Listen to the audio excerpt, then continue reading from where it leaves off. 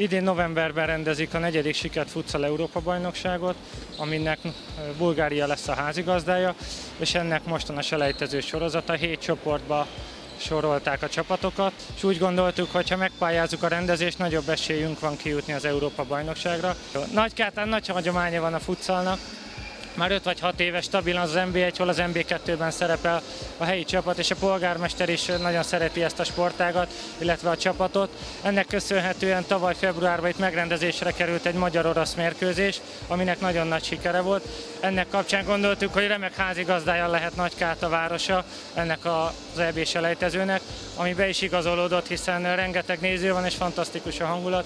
Sajnos az elmúlt Európa-bajnokságokon nem vettünk részt, így nagyon nehéz helyzetben voltunk, hiszen az utolsó kalapból sorsoltak. És sajnos a 4. kalaposként csak nehéz ellenfeleket kaphatunk, ami meg is látszott, hiszen az olasz is nagyon erős csapat, illetve a fehér oroszok is elég komoly játékerőt képviseltek.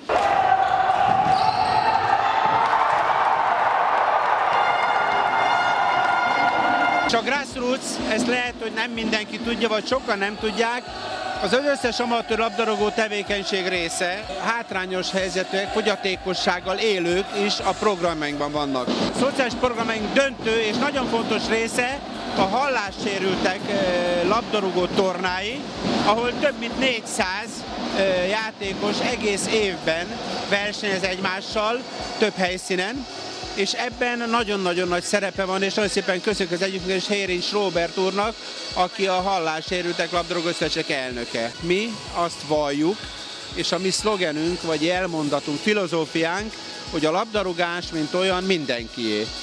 Korra, nemre, egészségállapotával való tekintet nélkül mindenkinek joga van a labdarúgás örömeihez, és joga van olyan élmény nyújtani, mint a nézőknek most itt ez a verseny, és úgy gondolom, hogy ez a jövőben nagyon előremutató, és nagyon szépen köszönjük még egyszer azoknak, akik itt mindent megtettek ennek a tornának a sikeréért.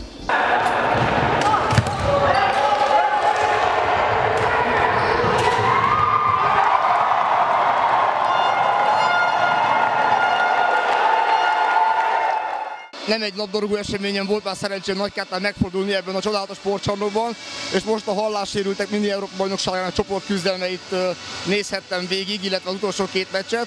Hát fantasztikus hangulat fogadott, és valóban a labdarúgás, a futball, annak a futsal szakága egy olyan sport, egy olyan játék, amelyet nem csak hogy egy életen át lehet játszani, hanem hallássérültek, egészségesek, csodálatos sportszerű küzdelmet produkálva nagyon jó játékot láthattunk. Azt gondolom, hogy ez az esemény is a magyar labdarúgásnak és azon belül a futszálnak egy nagyon-nagyon jó propagandája volt.